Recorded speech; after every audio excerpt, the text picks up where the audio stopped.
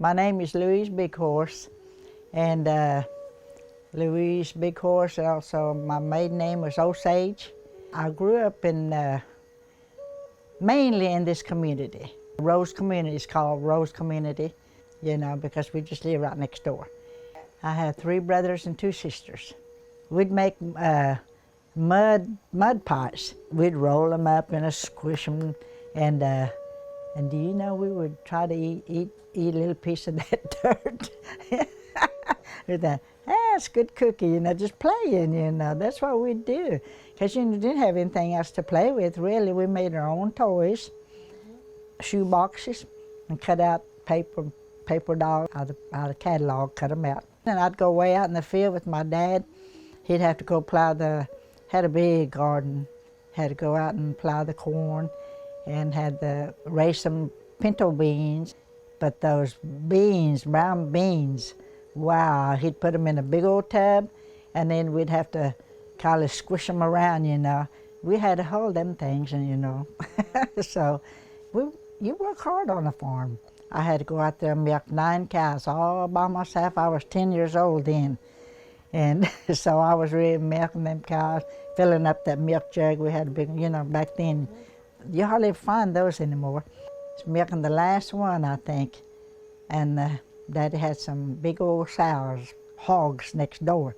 And one of them pushed the gate open, and before I could, shoo him away, he turned over that milk jug. After I was just about through, I went in the house crying. I said, Mom, I said that that hog knocked down my can and spilled all the milk.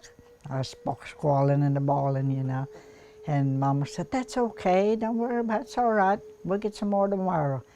I used to help a lot like that, because I was the oldest, and they put me to work more than the rest of them, Then I decided we had a real pretty horse that we could ride, I decided I'd ride a horse one day. So I got on this horse, and I was going down the road, and all of a sudden got scared, I guess, and just ducked me off. But I didn't get hurt, The Mama raised chickens, and when she got ready to cook chicken, she'd just go out in the yard and kill it. And that's the way they did back then. Nowadays, you kind of pin them up first, Because when they're just roaming around like that, they eat anything. But we didn't die from it. It's good stuff. My dad always was, doing things outside. And when he'd work on cars, I'd help him. I'd have greasy hands just like he did. I was more like a tomboy, I guess. I didn't like house cleaning. I'd go with him, go squirrel hunting. One incident, he got mad at me was just way back there in the woods, and he told me, stand real still now, there's a squirrel way up there. He could spot him a mile off, I said, okay. So I stand there watching him creep around, and I thought, I'm just gonna step over here. When I stepped over there, I stepped on a piece of dry wood, and it cracked like a shot. That squirrel jumped off and away.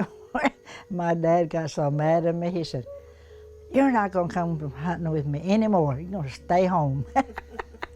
I never went out again. Went to school, little old school, Smith Chapel, right down the road. We walked to school from here to there. We're straight through. Used to be we had a trail straight through. I know Mama used to make me wear those brown socks. They come way up here. They were brown. When we'd walk through there, she'd make us put those on in socks like these over them. So I said, now don't y'all take those off, it's cold today. Halfway down there, I'd stop and I'd take my long socks off and put them aside. On the way back, I'd put them back on. Put them back on. She never did know I did that. And we had 2 rooms, and we played basketball. I played basketball, and we played outside, and we'd play other schools. So we enjoyed that, but it was all outside, and on the dirt ground to play. It was a lot of fun, I mean, we didn't know any better. And go to the bathroom, had 2 holders out there, That's all we spoke, Cherokee. They kept saying, you're gonna have to learn to speak English. And they worked with us. They were really good teachers, so they worked with us, And so eventually we learned to talk in English, and just kept getting better and better every year. But we were taught there, and they were really good teachers. My dad was real free-hearted. He was kind of like a medicine man too, my dad was, you know. But he knew all kinds of herbal medicine, you know, and he'd be sitting on the porch, and I'd sit down with him sometimes. He'd say, "See that plant over there?" I said, "Uh-huh. That's good for your heart." "Yeah, Dad." And then he'd say stuff like that off and on, you know, certain kind of weed out there in the yard, and he knew how to stop bleeding. He used a verse in the Bible, then he would do something, you know, blow or whatever. But a lot of people used to come to him, you know, but, you know, like I said, just herbal medicine stuff. They had candy thing, you know, a chef or whatever, and you say, "I want penny's worth of that, a penny's worth of that." When you got done, you had a big old sack. Penny's worth, you know, was a lot. And then I remember us picking blackberries way about halfway to the store, and then we'd take them on to her store, and we would trade it off for flour, sugar, lard, whatever we needed. Going to a movie, dime would get you in. We had a movie house in Locust. We'd go on Saturdays. Our grandpa would take us. He had one of those Model Ts that in the back, instead of a trunk, you open it up and there's a seat there. We had to pay a dime to get in, a nickel for popcorn, a nickel for drink, and we were done. We were set good, you know. But we'd sure be riding in that Model T, our hair just a-blowing, going down the road. When I graduated out of 8th grade, my sister and I went to Sequoia. Graduated at Sequoia.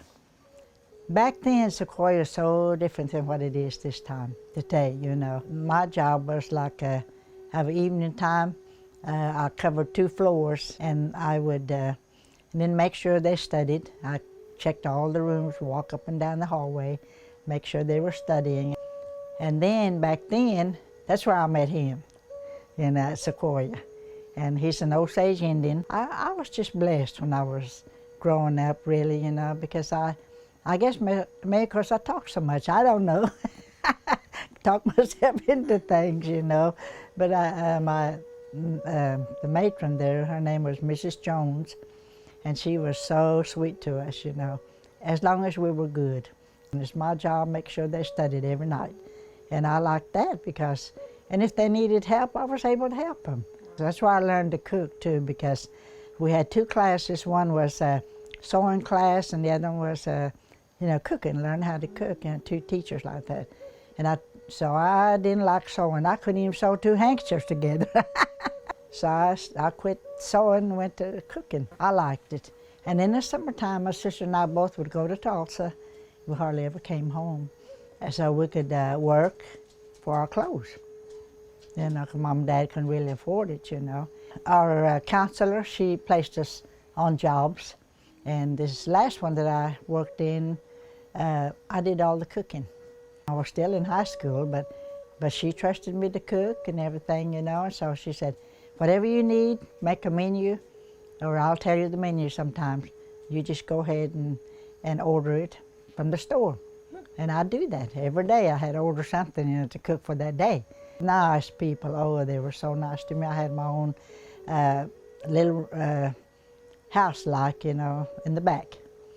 And so then I get to come home every now and then, you know, but I'd catch the bus to come home from Tulsa to here, to Locust Grove, you know.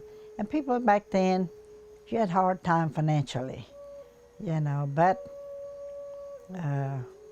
everybody else lived that way, so it really didn't bother you, I guess, you know. We were blessed, even though we were poor.